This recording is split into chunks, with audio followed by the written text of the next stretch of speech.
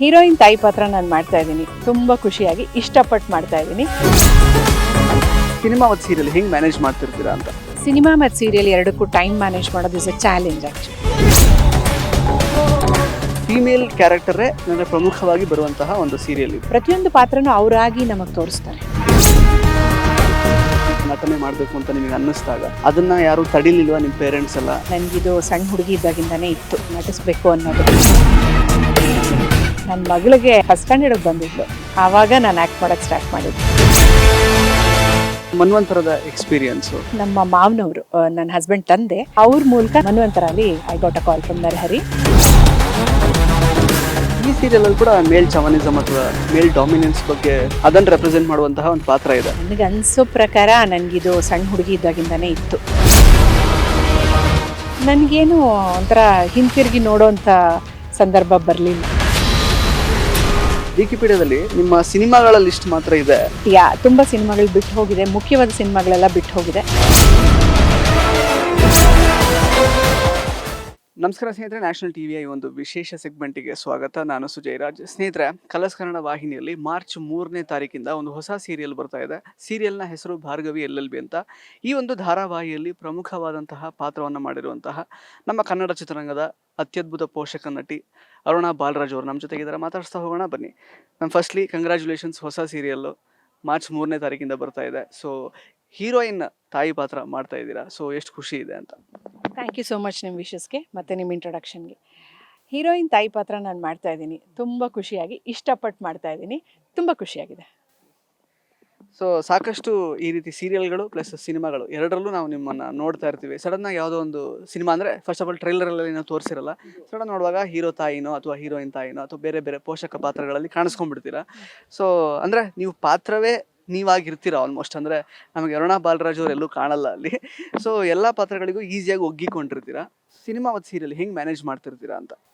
Cinema ಮತ್ತು serial ಎರಡಕ್ಕೂ time manage ಮಾಡೋದು is a challenge actually.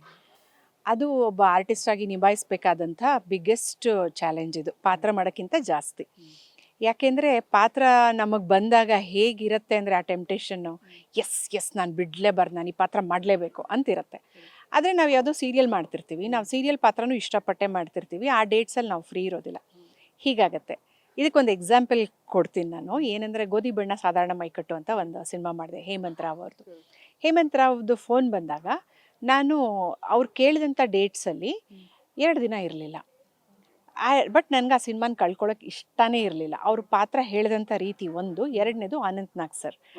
Anantnag sir ಜೊತೆ ನಾನು ಒಂದು ಸಿನಿಮಾ ಮಾಡಿದ್ದೆ, ಬಾಜಿ ಅಂತ. ಅದರಲ್ಲಿ ಅವ್ರ ಹೆಂಡತಿ ಪಾತ್ರ ಸತ್ತೋಗ್ತೀನಿ ನಾನು ಆನ್ ದ ಟೇಬಲ್, ಅಂದರೆ ಡೆಲಿವರಿ ಟೇಬಲಲ್ಲಿ ಸತ್ತೋಗೋ ಥರ. ಸೊ ಅನಂತ್ನಾಗ್ ಸರ್ ಬಂದರು. ಅನಂತ್ನಾಗ್ ಸರ್ ಅಂದರೆ ನಾನು ಒಂಥರ ಯಾರಿಗೆ ತಾನೇ ಅವ್ರು ಇಷ್ಟ ಆಗಲ್ಲ, ಒಂದು ಡ್ರೀಮ್ ಐಕಾನ್ ಅವ್ರ ಪಾಪ. ಅವ್ರನ್ನ ಎದುರುಗಡೆ ನೋಡ್ತಿದ್ರೆ ನಾನು ಸಾಯಕ್ಕೆ ಹೆಂಗೆ ಬರುತ್ತೆ.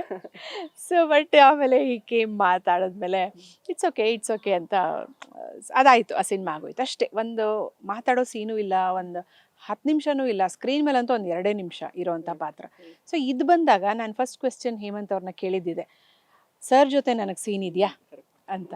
ಹಾಂ ಮೇಡಮ್ ಇದೆ ಮೇಡಮ್, ಸೀನ್ ಇರೋದಲ್ಲ, ನಾನು ಮಾತಾಡ್ತೀನಿ ಅವ್ರ ಜೊತೆ ಅಂತ ಕೇಳಿದೆ. ಮಾತಾಡ್ತೀರಾ ಮೇಡಮ್, ನಿಮ್ಮ ಮನೇಲೇ ಅವ್ರು ಇರ್ತಾರೆ ಮೇಡಮ್. ಅಯ್ಯೋ ನಾನು ಮಾಡ್ತೀನಿ, ಪಾತ್ರ ಮಾಡ್ತೀನಿ ಅಂತ.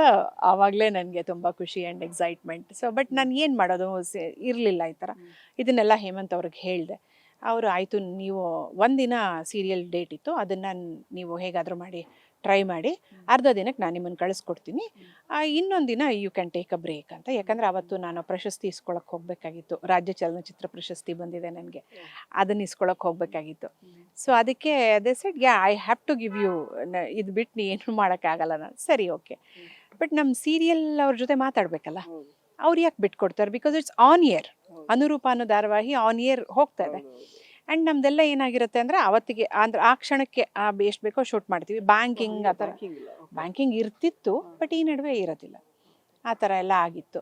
But so kind of him, ನಮ್ಮ ಮಧುಸೂದನ್ ಮತ್ತು ಲೋಕೇಶ್ ಅಂತ, ಭವಾನಿ ಲೋಕೇಶ್, ಅವ್ನು ಆ್ಯಕ್ಚುಲಿ ಲೋಕಿ ಅಂತೀವಿ ನಾವು, ನೆನೆಸ್ಕೊಳ್ಳೇಬೇಕು ಈ ಸಮಯದಲ್ಲಿ. ಎಷ್ಟು ಚೆನ್ನಾಗಿ ಹೊಂದಾಣಿಕೆ ಮಾಡಿ, ಆಯ್ತಮ್ಮ ನೀವು ಬೆಳಗ್ಗೆನೇ ಹೋಗಲಿ ಶೂಟ್ ಮಾಡಿ, ಲಂಚ್ ಟೈಮಿಗೆ ಬರಬೇಕು ಅಂತ ಹೇಳಿ ಕಳಿಸ್ತಾ. ಅಯ್ಯೋ ನನಗೆ ಎಂಥ ಖುಷಿಯಾಗಿತ್ತು ಅವತ್ತು ಅಂದರೆ, ನಾನು ಪ್ರಶಸ್ತಿ ತಗೊಳ್ಳೋದನ್ನು ಬೇಕಾದ್ರೆ ಬಿಟ್ಟುಬಿಡ್ತೀನಿ. ಈ ಸಿನಿಮಾ ಬಿಡೋದಿಲ್ಲ ನಾನು ಅಂತ. ಸೊ ಹೀಗೆ ಇಂಥ ಚಾಲೆಂಜಸ್ ಬರ್ತಾ ಇರತ್ತೆ. ನಾವು ಅದನ್ನು ಎರಡೂ ಕಡೆ ಅಂದರೆ ಎಲ್ಲರನ್ನೂ ಬ್ಯಾಲೆನ್ಸ್ ಮಾಡಿ ಅದನ್ನು ಒಪ್ಕೋಬೇಕಾಗತ್ತೆ, ಮಾಡಬೇಕಾಗತ್ತೆ. ಮ್ಯಾಮ್ ಇನ್ನು ಆ್ಯಕ್ಚುಲಿ ಈ ಒಂದು ಧಾರಾವಾಹಿಯಲ್ಲಿ ಅಂದರೆ ಇದು ಫಸ್ಟ್ ಆಫ್ ಆಲ್ ಒಂದು ಸ್ಪೆಷಾಲಿಟಿ ಏನಂತಂದರೆ ಫೀಮೇಲ್ ಡೈರೆಕ್ಟರು ಪ್ಲಸ್ ಫೀಮೇಲ್ ಕ್ಯಾರೆಕ್ಟರೇ ಅಂದರೆ ಪ್ರಮುಖವಾಗಿ ಬರುವಂತಹ ಒಂದು ಸೀರಿಯಲ್ ಇದು. ಸೊ ಅಂದರೆ ಫೀಮೇಲ್ ಪರ್ಸ್ಪೆಕ್ಟಿವ್ ಕೂಡ ತುಂಬ ಮ್ಯಾಟ್ರ್ ಆಗುತ್ತೆ ಆ್ಯಕ್ಚುಲಿ ಎಂಟರ್ಟೈನ್ಮೆಂಟ್ ಕ್ಷೇತ್ರದಲ್ಲಿ. ಅಂದರೆ ಅವರು ಯಾವ ರೀತಿ ಒಂದು ಸೀರಿಯಲ್ನ ತೋರಿಸ್ತಾರೆ ಅದೆಲ್ಲ ತುಂಬ ಇಂಪಾರ್ಟೆಂಟ್ ಆಗುತ್ತೆ. ಬಿಕಾಸ್ ಗಂಡಸರ ಆ್ಯಂಗಲಲ್ಲೇ ನಾವು ಆಲ್ಮೋಸ್ಟ್ ಸೀರಿಯಲ್ಗಳನ್ನ ನೋಡಿರ್ತೀವಿ ಪ್ರೇಕ್ಷಕರಾಗಿ. ಸೊ ಸ್ವಪ್ನ ಕೃಷ್ಣ ಅವ್ರ ಜೊತೆಗೆ ವರ್ಕ್ ಮಾಡಿದ ಅನುಭವ ಮತ್ತು ಈ ಸೀರಿಯಲ್ ಬರ್ತಾ ಇರೋ ರೀತಿ ನಿಮಗೆ ಹೇಗೆ ಅನ್ನಿಸ್ತಾ ಇದೆ? ತುಂಬ ಖುಷಿಯಾಗಿದೆ. Hats off to Sapna Krishna and RR creations. ಯಾಕೆ ಅಂತ ಹೇಳಿದ್ರೆ ಅವ್ರು ಆಯ್ಕೆ ಮಾಡ್ಕೊಂಡಿರೋ ಕತೆ ಮತ್ತು ಅವ್ರು ಇಷ್ಟು ದಿನ ಮಾಡಿರೋಂಥ ಪ್ರಾಜೆಕ್ಟ್ಸು ನನಗೆ ಯಾವುದೋ ಒಂದು ಕಾರಣಕ್ಕಾಗಿ ಅಂದರೆ ಈ ಥರ ಬೇಕಾದಷ್ಟು ಕಾರಣಗಳಿಂದ ಅವರ ಪ್ರೊಡಕ್ಷನಲ್ಲಿ ಕೆಲಸ ಆಗಿರಲಿಲ್ಲ ಇಷ್ಟು ದಿವಸ. ಆದರೆ ವ್ಯಕ್ತಿಯಾಗಿ ನನಗೆ ಗೊತ್ತಿದ್ರು, ಪರಿಚಯ ಇದ್ದರು, ಗೊತ್ತಿದ್ರು. ಹೀಗೆ ಅವರು ಆರ್ಟಿಸ್ಟ್ ಆಗಿದ್ದರಿಂದ ಗೊತ್ತಿತ್ತು. ಬಟ್ ಈಗೇನು ಅಂದರೆ ಲೈಕ್ ಇವಾಗ ಆಯಿತು ನಾನು ಸೀರಿಯಲ್ ಮಾಡ್ತೀನಿ ಅಂತ ಒಪ್ಕೊಂಡಾಗ ಈ ಆಫರ್ ಬಂದಾಗ ಯಾವ ರೀಸನ್ನೂ ಇರಲಿಲ್ಲ ನನಗೆ ಮಾಡಲ್ಲ ಅಥವಾ ಬೇಡ ಅಂತ ಹೇಳೋ ಅಂಥದ್ದು. ಹೀಗಾಗಿ ಒಪ್ಕೊಂಡೆ. ಆಮೇಲೆ ನನಗೆ ಖುಷಿ ಇದೆ, ನನಗೇನು ಆ ಡೈರೆಕ್ಟ್ರ್ ಜೆಂಟ್ಸ್ ಆಗಲಿ ಲೇಡೀಸ್ ಆಗಲಿ ಯಾರೇ ಆಗಿದ್ದರೂ ಅದೇನು ಮ್ಯಾಟ್ರ್ ಆಗಲ್ಲ. ಎಸ್ಪೆಷಲಿ ಇಲ್ಲೇನಾಗುತ್ತೆ, ಈ ಡೈರೆಕ್ಟ್ರು ಪ್ರತಿಯೊಂದು ಪಾತ್ರನೂ ಅವರಾಗಿ ನಮಗೆ ತೋರಿಸ್ತಾರೆ. ಅದು ತುಂಬ ರೇರ್. ಸೀರಿಯಲಲ್ಲಂತೂ ಸಿಗೋದು ತುಂಬಾ ಕಷ್ಟ ನಿಮಗೆ. ಯಾಕೆಂದರೆ ಎವ್ರಿಡೇ ಶೂಟಿಂಗ್ ಬಿಸ್ನೆಸ್ ಇದು. ನಮಗೆ ಡೇಟ್ ಬರೀ ಒಂದು 5 ದಿನ ಆಗ್ಬೋದು, 10 ದಿನ ಆಗ್ಬೋದು. ಬಟ್ ಅವ್ರಿಗೆ ಆಗಲ್ವಲ್ಲ, ಅವ್ರು ಇನ್ನೊಂದು ಟ್ರ್ಯಾಕ್ ಮಾಡ್ತಿರ್ತಾರೆ. ಅದು ಮುಗಿತಿದ್ದಂಗೆ ಇನ್ನೊಂದು ಟ್ರ್ಯಾಕ್ ಮಾಡ್ತಿರ್ತಾರೆ. ಅವ್ರು ಕಂಟಿನ್ಯೂಸ್ ಪ್ರೋಸೆಸ್ ಅದು. ಎಲ್ಲೂ ಅವ್ರ ಎನರ್ಜಿನ ಕಳ್ಕೊಳ್ದೆ, ಸಹನೇನ ಕಳ್ಕೊಳ್ದೆ ನಾವು ಮಾಡ್ತೀವಿ, ಇಲ್ಲ ಅಂತಲ್ಲ. ಅವ್ರಿಗೆ ಖುಷಿ ಆದರೆ ಕ್ಲಾಪ್ ಮಾಡ್ತಾರೆ. ಖುಷಿ ಇಲ್ಲ, ಇದು ಸರಿಯಾಗಿ ಬರಬೇಕು ಅಂದರೆ she will come and act and show. ಪ್ರತಿಯೊಬ್ಬರಿಗೂ, ಒಬ್ರಿಗೆ ಅಂತಲ್ಲ. ಅಥವಾ ಏನು ಹೇಳಕ್ಕೆ ಸಾಧ್ಯ ಆದರೆ ಅದನ್ನು ಹೇಳಿಬಿಟ್ಟೇ ಮಾಡ್ತಾರೆ. ಅಮ್ಮ ಇನ್ನೊಂಚೂರು ಎನರ್ಜಿ ತೊಗೊಂಬಿಡಿ ನೀವು, ಅಥವಾ ಅಮ್ಮ ಇದು ಯಾಕೋ ನನಗೆ ಸರಿ ಅನ್ನಿಸ್ತಿಲ್ಲ, ನನಗೆ ಈ ಥರ ಬೇಕು, ನೀವು ಹೀಗೆ ಹೇಳಿ. ಅದು ಎಲ್ಲವನ್ನೂ ತೋರಿಸ್ತಾರೆ. ಅದು ಇಟ್ಸ್ ಏನಂತಾರೆ, ಬೂನ್ ಫಾರ್ ಆನ್ ಆರ್ಟಿಸ್ಟ್. ಅದನ್ನು ನಾವು ತಿದ್ಕೊಳ್ಳೋದಕ್ಕಾಗಲಿ ತೊಗೊಳೋದಕ್ಕಾಗಲಿ ಎಲ್ಲ. ಸೊ ಇದು ಒಂದು ಅಪರೂಪವಾದಂಥ ಅನುಭವ, ನನಗೆ ಖುಷಿ ಕೊಟ್ಟಂಥ ಅನುಭವ. ಮ್ಯಾಮ್ ಅದೇ ಸೀರಿಯಲ್ ಮತ್ತು ಇದು ಸಿನಿಮಾ ಹೇಗೆ ಮ್ಯಾನೇಜ್ ಮಾಡ್ತೀರಾ ಅಂತ ಕೇಳಿದೆ. ಈಗ ಮೇಯ್ನ್ ಪ್ರಶ್ನೆ ಅಂದರೆ ಈ ಕ್ಷೇತ್ರ ಎಂಟರ್ಟೈನ್ಮೆಂಟ್ ಕ್ಷೇತ್ರ ಮತ್ತು ಲೈಕ್ ಫ್ಯಾಮಿಲಿ ಪರ್ಸ್ನಲ್ ಟೈಮ್ ಅದೆಲ್ಲ ಹೆಂಗೆ ಮ್ಯಾನೇಜ್ ಮಾಡ್ತೀರಾ? ಈಗ ಮಕ್ಕಳು ಲೈಕ್ ಮನೆ ಅದೆಲ್ಲ ಹೆಂಗೆ, ಎಷ್ಟು ಕಷ್ಟ ಆಗುತ್ತೆ ನಿಮಗೆ? ಅದ್ರ ಬಗ್ಗೆ ಚಾಲೆಂಜ್ ಎಷ್ಟಿರುತ್ತೆ? ಇದು ಯಾಕೆ ಅಂದರೆ ನಾನು first as a wife and as a mother ಮನೆಗೆ ಹೆಚ್ಚು ಇಂಪಾರ್ಟೆನ್ಸ್ ಕೊಟ್ಟಂಥ ಹೆಣ್ಮಗಳು ಮೊದಲಿಂದಾನು. ಸೊ ಹೀಗಾಗಿ ನನ್ನ ಇತಿಮಿತಿಗಳನ್ನ ನೋಡ್ಕೊಂಡು ನಾನು ಒಪ್ಕೋತಾ ಇದ್ದೆ ನನಗೆ ಬರೋ ಪ್ರಾಜೆಕ್ಟ್ಸನ್ನು. ಎಲ್ಲಾನು ಒಪ್ಕೊಂಡ್ಬಿಡ್ಬೇಕು, ಎಲ್ಲ ಮಾಡಿಬಿಡ್ಬೇಕು ಅನ್ನೋಂಥ ಒಂದು ಮನಸ್ಥಿತಿ ಬಂದ್ರೂ ಅದು ಎಲ್ಲ ಆರ್ಟಿಸ್ಟ್ ವೀಕ್ನೆಸ್, ಅದೇನು ಮಾಡೋಕ್ಕಾಗಲ್ಲ. ಈ ಪ್ರೊಡಕ್ಷನ್ ಹೌಸ್ ನಾನು ಮಾಡಬೇಕು, ಅವರು ಡೈರೆಕ್ಟ್ರು ನಾನು ಮಾಡಬೇಕು, ಈ ಪಾತ್ರ ನಂದು ಇದು ಆಗ್ತಾನೇ ಇರುತ್ತೆ 24 hours. ಅಂದರೆ like whenever you are an artist ನಿಮ್ಗೆ ಅದು ಆಗ್ತಾನೆ ಇರುತ್ತೆ. ಆಗಬೇಕು ಸಹಜ ನನ್ನ ಪ್ರಕಾರ. ಬಟ್ ನಾವು ನೋಡಬೇಕು ನಮ್ಮ ಟೈಮು ಇದನ್ನೆಲ್ಲ ನೋಡಿ ಇತಿಮಿತಿಲಿ ನೋಡಿ ನಾವು ಒಪ್ಕೋಬೇಕು. ಅದಕ್ಕೆ ತಕ್ಕಾದಂಥ ಟೈಮ್ನ ಮ್ಯಾನೇಜ್ ಮಾಡ್ತಾ ಹೋಗಬೇಕು. ಅದು ನಮ್ಮ ಕೈಲೇ ಇದೆ. ಸೊ ಕಷ್ಟ ಏನಾಗಲ್ಲ ಆ್ಯಕ್ಚುಲಿ. ನಾವು ಏನನ್ನೇ ಆಗಲಿ ಇಷ್ಟಪಟ್ಟರೆ ಅಲ್ಲಿ ಕಷ್ಟ ಬರಲ್ಲ. ಫ್ಯಾಮಿಲಿನೂ ಇಷ್ಟಪಡಬೇಕು, ಕೆಲಸವನ್ನು ಇಷ್ಟಪಡಬೇಕು. ಮ್ಯಾಮ್ ಒಂದು ಅಂದರೆ ಇಷ್ಟು ವರ್ಷಗಳ ಒಂದು ಈ ಸಿನಿ ಜರ್ನಿ ಅಥವಾ ಎಂಟರ್ಟೈನ್ಮೆಂಟ್ ಕ್ಷೇತ್ರದಲ್ಲಿ ಜರ್ನಿ ಮಾಡ್ತಾ ಬರ್ತಾ ಇದ್ದೀರಾ. ಹೆಂಗೆ ಕನ್ನಡ ಇಂಡಸ್ಟ್ರಿ ಹೆಂಗೆ ಟ್ರೀಟ್ ಮಾಡ್ತಾ ಇದೆ ನಿಮಗೆ? ಅಂದರೆ ಒಳ್ಳೊಳ್ಳೆ ಆಫರ್ಸ್ ಚೆನ್ನಾಗಿ ಬರ್ತಾ ಇದೆ. ಯಾವತ್ತಾದ್ರೂ ಮೋನೋಟನಸ್ ಅಂತ ಅನಿಸಿದೆಯಾ? ಸಾಕಪ್ಪ ಸ್ವಲ್ಪ ಗ್ಯಾಪ್ ತೊಗೊಳ್ಳೋಣ ಅಂತ ಅನಿಸಿದೆಯಾ? ಅಂದರೆ ಪ್ರಶಸ್ತಿ ಎಲ್ಲ ಸಿಕ್ಕಿದೆ ಅಂತ ಹೇಳಿದ್ರಿ. ಆ್ಯಕ್ಚುಲಿ ಒಳ್ಳೆ ನಟಿ ಅಂತ ಗುರುತಿಸ್ಕೊಂಡಿದ್ದೀರಾ. ಹೆಂಗೆ ಅನಿಸ್ತಿದೆ ಕ್ಷೇತ್ರ ಓವರಾಲ್ ಆಗಿ ಇಷ್ಟು ವರ್ಷದ ಜರ್ನಿ ಎಲ್ಲ ನೋಡುವಾಗ? ತುಂಬ ಹೆಮ್ಮೆ ಅಂತ ಅನಿಸುತ್ತೆ, ತುಂಬ ಖುಷಿ ಕೊಡುತ್ತೆ. ತುಂಬ ಇನ್ನೂ ಸಾಧನೆ ಮಾಡಬೇಕಾಗಿರೋದು ಬೇಕಾದಷ್ಟಿದೆ. ನಂದು ಇವಾಗ 100 ಮೂವೀಸ್ ರಿಲೀಸ್ ಆಗಿದೆ. ಇನ್ನೊಂದು 20 movie it's lined up actually. ಈಗಲೂ ನಾನು 3 ಸಿನಿಮಾದಲ್ಲಿ ಕೆಲಸ ಮಾಡ್ತಾಯಿದ್ದೀನಿ, ಭಾರ್ಗವೀನ್ ಮಾಡ್ತಾಯಿದ್ದೀನಿ. ಸೊ ನನಗೆ ದಣಿವಾಗಿಲ್ಲ, ಇಲ್ಲಪ್ಪ ಆಗ್ತಾಯಿಲ್ಲ ಆ ಥರ ಅನಿಸಿಲ್ಲ. ಬಹುಶಃ ನಾನು ಇಷ್ಟಪಡೋದ್ರಿಂದ ನನಗೆ ಅನಿಸಿಲ್ವೋ ಏನೋ ಗೊತ್ತಿಲ್ಲ. ಇಷ್ಟು ವರ್ಷದ ಜರ್ನಿ, ಈ ವರ್ಷಕ್ಕೆ 25ನೇ ವರ್ಷ ನಂದು. ಅಂದರೆ ಆ್ಯಸ್ ಅನ್ ಆ್ಯಕ್ಟರ್ 2000 ನಾನು ಸ್ಟಾರ್ಟ್ ಮಾಡಿದ್ದು, ಎಂಡ್ ಆಫ್ 2000. ಸೊ ಈಗ 25 ಇಯರ್ಸು. ಇದುವರೆಗೂ ನನಗೆ ಬ್ರೇಕ್ ಬೇಕು ತೊಗೋಬೇಕು ಆ ಥರ ಏನೂ ಆಗಿಲ್ಲ. ಆ್ಯಂಡ್ ತನಗೆ ತಾನೇ ಅದು ಕೊಡ್ತಾ ಹೋಗುತ್ತೆ. ಯಾವುದೇ ಆರ್ಟಿಸ್ಟ್ಗಾದರೂ 30 ದಿನ ಕೆಲಸ ಇರೋದಿಲ್ಲ. ನಮಗೆ ಬ್ರೇಕೇ ಜಾಸ್ತಿ ಇರುತ್ತೆ ಕೆಲಸ ಮಾಡೋದಕ್ಕಿಂತ ಜಾಸ್ತಿಯಾಗಿ. ಹೀಗಾಗಿ ನನಗೆ ಎಲ್ಲೂ ಅದ್ರ ಕೊರತೆ ಬಂದಿಲ್ಲ. ನಾನು ಇಷ್ಟು ದಿನ ಬ್ರೇಕ್ ತೊಗೋತೀನಿ, ಅಷ್ಟು ದಿನ ಬ್ರೇಕ್ ತೊಗೋತೀನಿ ಆ ಥರ ಏನು ನಮ್ಗೆ ಅನಿಸೋದಿಲ್ಲ. ಆಮೇಲೆ ಇಲ್ಲಿ ಎಲ್ಲ ಬೇರೆ ಬೇರೆ ರೀತಿಯಾದಂಥ ಪಾತ್ರಗಳನ್ನ ನಾವು ಜೀವಿಸ್ತಾ ಇರ್ತೀವಿ.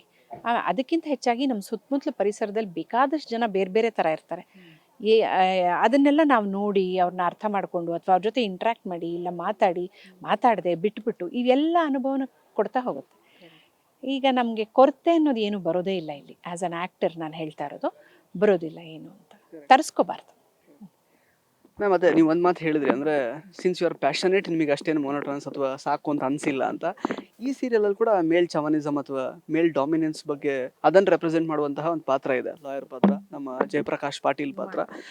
ನಿಮ್ಮ ಲೈಫಲ್ಲಿ ಈಗ ಫಾರ್ ಎಕ್ಸಾಂಪಲ್ ನಿಮಗೆ ಇದು ಪ್ಯಾಷನ್ ಅಂದರೆ ನಟನೆ ಮಾಡಬೇಕು ಅಂತ ನಿಮಗೆ ಅನ್ನಿಸ್ದಾಗ ಅದನ್ನು ಯಾರು ತಡಿಲಿಲ್ವಾ ನಿಮ್ಮ ಪೇರೆಂಟ್ಸ್ ಎಲ್ಲ? ಅದು ಹೆಂಗೆ ಟೇಕ್ ಆಫ್ ಮಾಡಿದ್ರಿ ನೀವು? ಹೆಂಗೆ ಉಟ್ಕೊಳ್ತಿ ಈಗ ಪ್ಯಾಷನ್ ಈ ಥರದೊಂದು ನಾನು ನಟನೆ ಮಾಡಬೇಕು ಅಂತ ಅದ್ರ ಬಗ್ಗೆ ಹೇಳೋದಾದ್ರೆ? ನನಗನ್ಸೋ ಪ್ರಕಾರ ನನಗಿದು ಸಣ್ಣ ಹುಡುಗಿ ಇದ್ದಾಗಿಂದನೇ ಇತ್ತು ನಟಿಸ್ಬೇಕು ಅನ್ನೋದು.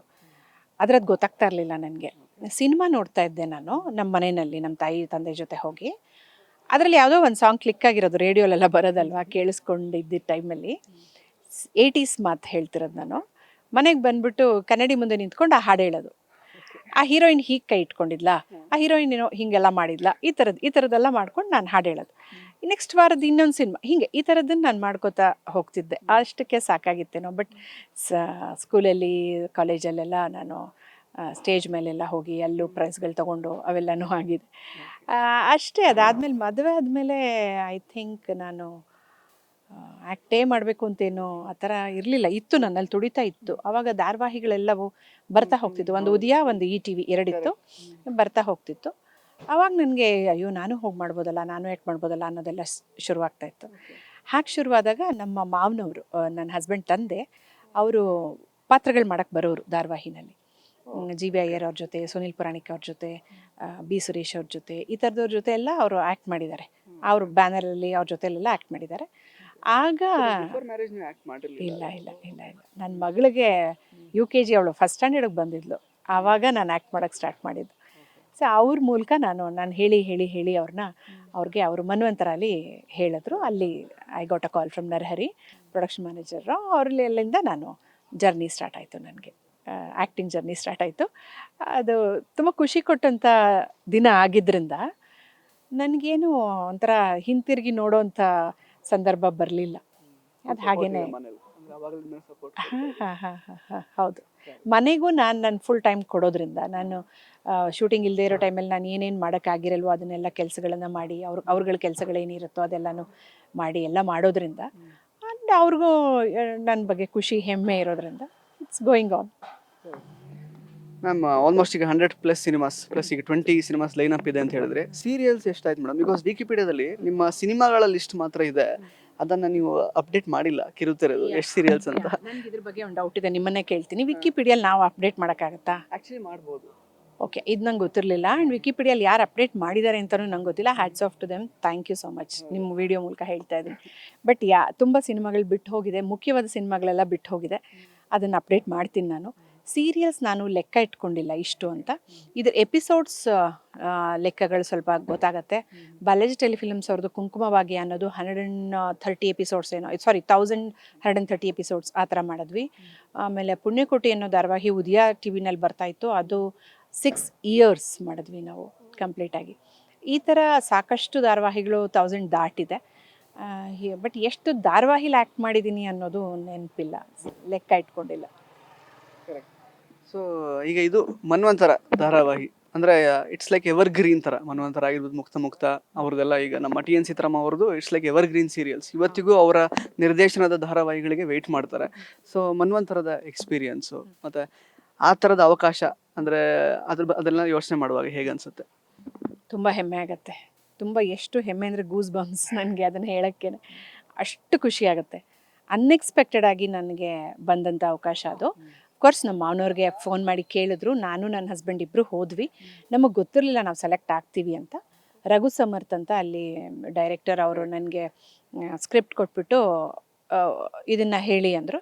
ಒಂದು 5 ನಿಮಿಷ ಬಿಟ್ಬಿಟ್ಟು ನಾನು ಹೋಗಿ ಹೇಳಿದೆ.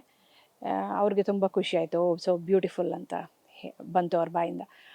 ಆಮೇಲೆ ಸುಬ್ರಹ್ಮಣ್ಯ ತಮೇಮನೆ ಅವರು ಎಪಿಸೋಡ್ ಡೈರೆಕ್ಟರ್ ಅವತ್ತಿನ ದಿನ ಅಂದರೆ ಲೈಕ್ ಆ ಸೀರಿಯಲ್ಗೆ ಅವರು ಎಪಿಸೋಡ್ ಡೈರೆಕ್ಟರು. ಅವ್ರು ಹೇಳಿದ್ರು, ನೀವು ಈ ಪಾತ್ರ ಮಾಡಿ, ಮಗಳ ಪಾತ್ರ ಒಂದೇ ದಿನದ ಪಾತ್ರ ಇದು, ಬಟ್ ಚೆನ್ನಾಗಿದೆ ಈ ಪಾತ್ರ, ನೀವು ಮಾಡಿ, ನೀವೀಗ ಮನೆಗೆ ಹೋಗ್ಬಿಟ್ಟು 4 ಗಂಟೆಗೆ ಬನ್ನಿ ಮಧ್ಯಾಹ್ನ ಅಂತ ಹೇಳಿದ್ರು. ಹಾಗೆ ನನ್ನ ಹಸ್ಬೆಂಡ್ಗೆ ಹೇಳಿದ್ರು, ನನ್ನ ಹಸ್ಬೆಂಡ್ ಫ್ರೆಂಚ್ ಬಿಯರ್ಡ್ ಇತ್ತು ಅವಾಗ, ನೀವು ಫ್ರೆಂಚ್ ತೆಗಿತೀರಾ ಅಂದರೆ ನೀವೇ ಇವ್ರ ಹಸ್ಬೆಂಡ್ ಕ್ಯಾರೆಕ್ಟರ್ ಮಾಡ್ಬೋದು, ಹಸ್ಬೆಂಡ್ ಕ್ಯಾರೆಕ್ಟರ್ ಬೇಕು ಒಬ್ಬರು ಅಂತ. ಸರಿ ಅಂತ ಅವರು ನಾವು ಬಂದ್ವಿ, 4 ಗಂಟೆಗೆ ಬಂದ್ವಿ. ಆಗ ಮಾರುತಿ ರಾಯ್ಕರ್ ಅಂತ ಮೇಕಪ್ ಆರ್ಟಿಸ್ಟು, ಅವರು ಮೇಕಪ್ ಹಾಕಿ, ಏನಿಲ್ಲ makeup like just like very simple, ಆಮೇಲೆ ಪೌಡರ್ ಪ್ಯಾಡ್ ಮಾಡಿ ಕಳಿಸು ಅಂತ ಹೇಳಿದರು. ನಾವು ಹೋಗಿ ಧಾರಾವಾಹಿ ಶೂಟಿಂಗ್ ಶುರುವಾಯಿತು. ಆ ಧಾರಾವಾಹಿ ಶೂಟಿಂಗಲ್ಲಿ ನನಗೆ ಅಪ್ಪ ಅಮ್ಮ ಆಗಿ ಸರೋಜ ಶ್ರೀಶೈಲನ್ ಮತ್ತು ಶಿವಾನಂದ್ ಸರು ಅಪ್ಪ ಅಮ್ಮ ಆಗಿದ್ದರು. ನಾನು ನನ್ನ ಹಸ್ಬೆಂಡ್, ನಮ್ಮ 4 ಜನದ ಸೀದು. ನನಗೆಲ್ಲವೂ ಹೊಸದು ಅವತ್ತು, ಕ್ಯಾಮ್ರಾ ಫೇಸ್ ಮಾಡ್ತಿರೋದು, ಮೈಕ್ ಹಾಕೋದು, ಮೇಕಪ್ಪೇ ಹೊಸದು. ತುಂಬ ಖುಷಿ ಕೊಟ್ಟಂಥ ದಿನ ಅದು ನನ್ನ ಜೀವನದಲ್ಲಿ. ಅದನ್ನೆಲ್ಲ ನಿಭಾಯಿಸ್ಕೊಂಡು, ಅಂದರೆ ಲೈಕ್ ಸೀನೆಲ್ಲ ಆಯಿತು, ಬ್ರೇಕ್ ಬ್ರೇಕ್ ಬ್ರೇಕ್ ಬ್ರೇಕ್ ಅಂತ ಕೇಳಿಸ್ತಾ ಇತ್ತು. ಏನಂದರೆ ಆವಾಗ ಸ್ನ್ಯಾಕ್ಸ್ ಬ್ರೇಕು. ಆ ಸ್ನ್ಯಾಕ್ ಬ್ರೇಕ್ ಇರುತ್ತೆ ಅನ್ನೋದೇ ನನಗೆ ಗೊತ್ತಿರಲಿಲ್ಲ. ಅದೆಲ್ಲ ಹೊಸ ಅನುಭವ. ಸೊ ಆ ತಿಂಡಿ ತಿಂದ್ವಿ. ಆಮೇಲೆ ಆಯ್ತೇನೋ ನಮ್ಮನ್ನು ಕಳಿಸ್ತಾರೇನೋ ಮನೆಗೆ ಅಂತ ಅನ್ನಿಸ್ತಿತ್ತು. ಈ ಸೀನ್ ಆಯಿತು, ನಿಮ್ಮದು ಇನ್ನೊಂದು ಸೀನ್ ಇದೆ ಅಂತ ಹೇಳಿದ್ರು. ನನ್ನ ಹಸ್ಬೆಂಡ್ ನನ್ನ ಜೊತೆಲೇ ಇದ್ದಿದ್ದರಿಂದ ಈ ಯೂಸ್ ಟು ಗೈಡ್, ಹೋಗಿ ಸಮಾಧಾನವಾಗಿರು, ಓಕೆ ನೋಡೋಣ ಏನು ಹೇಳ್ತಾರೆ ನೋಡೋಣ ಆ ಥರ ಎಲ್ಲ. ಆಮೇಲೆ ಒಂದು ಸೀನ್ ಮಾಡಿದ್ವಿ, ನಾನು ಮತ್ತು ಮಂದಾಕಿನಿ ಅಂತ ಆ ಸೀರಿಯಲ್ ಮೇನ್ ಕ್ಯಾರೆಕ್ಟರ್, ಅವ್ರ ಜೊತೆ ಒಂದು ಸೀನ್ ಮಾಡಿದ್ವಿ. ಎಷ್ಟು ಅದ್ಭುತವಾದಂಥ ಸೀನ್ ಬರೆದಿದ್ರು ಅಂದರೆ, ಎಷ್ಟೋ ದಿನಗಳು ನನಗೆ ಆ ಲೈನ್ಸ್ ಮರೆಯೋಕ್ಕೆ ಆಗ್ತಾ ಇರಲಿಲ್ಲ. ಒಂಥರ ಆ ಮೊಮೆಂಟಿಗೆ ಹೋದ ತಕ್ಷಣ ಧಾರಾಕಾರವಾಗಿ ಕಣ್ಣೀರು ಸುರಿದು ಹೋಗ್ತಾಯಿತ್ತು. ಅಷ್ಟು ಸುಂದರವಾಗಿ ತುಂಬ ಚೆನ್ನಾಗಿ ಬರೆದಂಥ ಸೀನ್ ಅದು. ಸುಬ್ರಹ್ಮಣ್ಯ ಸರ್ ಡೈರೆಕ್ಟ್ ಮಾಡಿದ್ದು. ನನಗೆ ಮರೆಯೋಕ್ಕೆ ಸಾಧ್ಯ ಆಗದೆ ಇರೋಂಥ ಅನುಭವ ಅದು. ಸ್ಟಿಲ್ ವೇಯ್ಟಿಂಗ್, ನನಗೆ ಇನ್ನೊಂದು ಸಲ ಯಾವಾಗಾದರೂ ಆ ಥರ ಅವ್ರ ಧಾರಾವಾಹಿಯಲ್ಲಿ ಆ ಥರವಾದಂಥ ಪಾತ್ರ ಸಿಗಲಿ ಅಂತ ಕಾಯ್ತಾ ಇದ್ದೀನಿ, ಕೇಳ್ಕೊತಾ ಇದ್ದೀನಿ. ಮ್ಯಾಮ್, ನಿಮ್ಮ ಮೆಮೊರಿ ಪವರ್ ತುಂಬ ಚೆನ್ನಾಗಿದೆ ನೋಡಿ. ಅಲ್ಲಿ ಅವ್ರ ಮೇಕಪ್ ಆರ್ಟಿಸ್ಟ್ ಮಾರುತಿ ಅವ್ರ ಹೆಸರು, ರಘು ಸಮರ್ಥ ಅವ್ರ ಹೆಸರು, ಪ್ರತಿಯೊಬ್ಬರದ್ದು ಹೇಳ್ತಾ ಇದ್ದಾರೆ, ಸುಬ್ರಹ್ಮಣ್ಯ ಡೈರೆಕ್ಟರ್ ಎಲ್ಲರದ್ದು. ನಿಮ್ಮ ಎಜುಕೇಷನ್ ಎಲ್ಲ ಬ್ಯಾಕ್ಗ್ರೌಂಡ್ ಎಲ್ಲ ಹೇಗೆ ಮೇಡಮ್? ಎಷ್ಟು ಕಲ್ತಿದ್ರಿ ಏನು ಅಂತ? ನಾನು ಡಿಗ್ರಿ ಮಾಡ್ಕೊಂಡಿದ್ದೀನಿ. BA ಜರ್ನಲಿಸಮ್ ಮಾಡ್ಕೊಂಡಿರೋದು ಬೆಂಗಳೂರಲ್ಲೇ. ನಾನು ಹುಟ್ಟಿ ಬೆಳೆದಿರೋದು ಬೆಂಗಳೂರಲ್ಲೇ. ಮಹಾರಾಣಿ ಲಕ್ಷ್ಮೀ ಅಮ್ಮಣ್ಣಿ ಕಾಲೇಜ್ ಅಂತ ಮಲ್ಲೇಶ್ವರಂ 18th ಕ್ರಾಸಲ್ಲಿದೆ. ಅಲ್ಲಿ ಫಸ್ಟ್ ಬ್ಯಾಚ್ ಆಫ್ ಜರ್ನಲಿಸಮ್ ನಮ್ಮದೇ. 1993 ಪಾಸ್ ಔಟ್ ನಾನು. ಅಲ್ಲಿ ಕಲ್ತಿರೋದು BA ಜರ್ನಲಿಸಮ್. ಅದಾದಮೇಲೆ ಇವಾಗ ಕಂಪ್ಯೂಟರ್ ಬೂಮ್ ಬಂತು. ಆ ಟೈಮಲ್ಲಿ ಒಂದು ಕಂಪ್ಯೂಟರ್ ಡಿಪ್ಲೊಮೊ ಮಾಡಿಕೊಂಡೆ, ಒರಾಕಲ್ ಆ ಥರದ್ದೆಲ್ಲ ಕಲ್ತ್ಕೊಂಡು. ಬಟ್ ನಾನು not as an computer operator ಅಥವಾ ಅದಾಗಿ ಕೆಲಸ ಮಾಡಲಿಲ್ಲ. ಅದು ಕಲ್ತಿದ್ದಷ್ಟೇ ಆಸ್ ಅ ಕಂಪ್ಯೂಟರ್ ಡಿಪ್ಲೊಮೊ ಅಂತ. Yes ma'am, thank you so much. ಸಾಕಷ್ಟು ವಿಷಯಗಳನ್ನು ಹಂಚ್ಕೊಂಡ್ರಿ. ಸೊ ಈ ಧಾರಾವಾಹಿಯ ಏನು ಥೀಮ್ ಇದೆಯಲ್ಲ, ಆ್ಯಕ್ಚುಲಿ ಅಂದರೆ ಹೆಣ್ಮಕ್ಳಿಗೂ ಈಕ್ವಲ್ ಆಪರ್ಚುನಿಟೀಸ್ ಇರಬೇಕು, ಅಂದರೆ ಅವ್ರದ್ದೇ ಆದಂತಹ ಒಂದು ಸ್ಟ್ಯಾಂಡ್ ಇರಬೇಕು ಅನ್ನೋ ರೀತಿಯಲ್ಲ. ಆ್ಯಕ್ಚುಲಿ ನೀವು ನಿಮ್ಮ ಲೈಫಲ್ಲಿ ಸಾಧಿಸಿರೋದು ಕೂಡ ಇಟ್ಸ್ ಲೈಕ್ ಕೋಇನ್ಸೈಡಿಂಗ್. ಆ್ಯಕ್ಚುಲಿ ಅಂದರೆ ನಿಮ್ಮದೇ ಆದಂತಹ ಒಂದು ಇಂಡಿಪೆಂಡೆಂಟ್ ಐಡೆಂಟಿಟಿ ಇದೆ ನಿಮಗೆ. ಸೊ ಆ ಥರದ್ದೆಲ್ಲ ಖುಷಿ ಆಗುತ್ತೆ ನಿಮ್ಮನ್ನು ನೋಡಿದ್ರೆ. ಸೊ ಸೀರಿಯಲ್ ನೋಡುವಂತಹ ಪ್ರೇಕ್ಷಕರಿಗೂ ಕೂಡ ಅದೇ ಭಾವನೆ ಬರುತ್ತೆ ಅಂತ ನಾನು ಅಂದ್ಕೊಳ್ತೀನಿ. ಹೆಣ್ಮಕ್ಳು ಆ್ಯಕ್ಚುಲಿ ಇನ್ನೂ ಕೂಡ ತುಂಬ ಸ್ಟ್ರಾಂಗ್ ಆಗಬೇಕಾಗುತ್ತೆ ಸಮಾಜದಲ್ಲಿ. ಸೊ ಹೆಣ್ಮಕ್ಳೇ ಸ್ಟ್ರಾಂಗು ಗುರು. ಮನಸ್ಸು ಮಾಡಬೇಕು ಅಷ್ಟೇ. ಹೆಣ್ಣು ಮನಸ್ಸು ಮಾಡಿದ್ರೆ ಅದು ಎಲ್ಲಿಗೂ, ಅಂದರೆ ಆ ಗುರಿ ತಲುಪದೆ ಅವಳು ಬಿಡೋದೇ ಇಲ್ಲ. ಪ್ರತಿ ಹೆಣ್ಣಲ್ಲೂ ಭಗವಂತ ಆ ಶಕ್ತಿ ಕೊಟ್ಟಿದ್ದಾನೆ. ಅದನ್ನು ಗುರುತಿಸ್ಕೊಂಡು ಹೊರಗೆ ತಗೋಬೇಕು.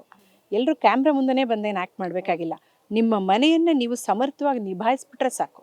ಅದಕ್ಕಿಂತ ಹೆಚ್ಚಿನೇನು ಬೇಕಾಗಲ್ಲ. ಒಂದು ಮಕ್ಕಳನ್ನ ಬೆಳೆಸೋ ರೀತಿ, ಮನೇಲಿ ಸಂತೋಷವಾಗಿ ಅಡುಗೆ ಮಾಡೋ ರೀತಿ, ಆ ಮನೇನ ಅಚ್ಚುಕಟ್ಟಾಗಿ ಇಟ್ಕೊಳ್ಳೋ ರೀತಿ, ಇದು ಎಲ್ಲವನ್ನೂ ಹೆಣ್ಣು ತುಂಬ ಸುಲಭವಾಗಿ ಮಾಡಿಬಿಡ್ತಾಳೆ.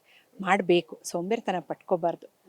ಆಮೇಲೆ ಮಿಕ್ಕಿದ್ದು ಎಲ್ಲನೂ ಅದಷ್ಟು ಮಾಡಿಬಿಟ್ಟು ಮುಂದಕ್ಕೆ ಹೋದರೆ ಗೆಲುವು ನಮ್ಮದೇ. ಅದನ್ನು ಸ್ಟಾಪ್ ಮಾಡೋಕ್ಕೆ ಯಾರ ಕೈಲೂ ಆಗಲ್ಲ. ಸೊ ಮ್ಯಾಮ್, ನೀವು ಆ್ಯಕ್ಟ್ ಮಾಡ್ತಿದ್ದೀರಾ, ಜೊತೆಗೆ ಹನುಮಂತೇಗೌಡರು ಇದ್ದಾರೆ, ಜೊತೆಗೆ ರಾಧಾ ಭಗವತಿ ಅವರು, ಮನೋಜ್ ಅವರು, ಸಾಕಷ್ಟು ಒಳ್ಳೆ ಕಾಸ್ಟ್ ಅಂಡ್ ಕ್ರೂ, ಜೊತೆಗೆ ಸ್ವಪ್ನ ಕೃಷ್ಣ ಅವರ ಡೈರೆಕ್ಷನ್. ಸೊ ಜನಗಳು ಯಾಕೆ ಮಾರ್ಚ್ 3ನೇ ತಾರೀಕಿಂದ ಈ ಒಂದು ಸೀರಿಯಲ್ನ ನೋಡಲೇಬೇಕು? ಒಂದು ರೀಸನ್ ಯಾಕೆ ಅಂತ ಹೇಳಿದ್ರೆ, ಇದು ಒಂದು ಹೆಣ್ಮಗು ಏನೂ ಮಾಡೋಕ್ಕಾಗಲ್ಲ ಅಂತ ಅಂದ್ಕೊಂಡಿರೋಂಥ ಹೆಣ್ಮಗುಗೂ ಜೀವನದಲ್ಲಿ ಚೈತನ್ಯ ತುಂಬುವಂತಹ ಒಂದು ಧಾರಾವಾಹಿ ಅಂತ ಸಬ್ಜೆಕ್ಟ್ ಇಟ್ಕೊಂಡಿರೋಂಥ ಧಾರಾವಾಹಿ. ಮತ್ತು ಇದು ಡಿಸಪಾಯಿಂಟ್ ಮಾಡಲ್ಲ ಯಾರನ್ನು. ಎಲ್ಲ ಎಮೋಷನ್ಸು ನಿಮಗಿಲ್ಲಿ ಕೇಟರ್ ಆಗುತ್ತೆ. ಇದು ಒಂದು ಊಟದ ಥರ, ಒಂದು ಒಳ್ಳೆ ಊಟ. ನಿಮ್ಗೆ ಎಲ್ಲನೂ ಸಿಗುತ್ತೆ ಇದರಲ್ಲಿ. ಅದು ಎಲ್ಲವನ್ನು ನಿಮ್ಮದಾಗಿಸ್ಕೊಳ್ಳಿ, ಹೊಟ್ಟೆ ತುಂಬ ಊಟ ಮಾಡಿ. Thank you so much ma'am. ಒಳ್ಳೆಯದಾಗಲಿ ಭಾರ್ಗವಿ LLBಗೆ. ಸೊ ಸೋಮವಾರದಿಂದ ಜನ ನೋಡ್ತಾರೆ. ಸೊ ಜನಗಳಿಗೆ ಇಷ್ಟ ಆಗಲಿ ಅಂತ ನಾನು ಕೇಳ್ಕೊಡ್ತೀನಿ. ನಿಮ್ಮ ಒಂದು ಯಶಸ್ಸಿನ ಒಂದು ಓಟ ಮುಂದುವರಿತಾ ಇರಲಿ ಹೀಗೇನೆ. Thank you. ಎಸ್. ಸೊ ಸ್ನೇಹಿತರೆ, ಇದಾಗಿತ್ತು ಅರುಣ ಬಾಲರಾಜ್ ಅವರ ಮಾತುಗಳು. ಮತ್ತೆ ಮತ್ತೆ ಭೇಟಿ ಆಗ್ತಾ ಇರೋಣ. ಧನ್ಯವಾದ.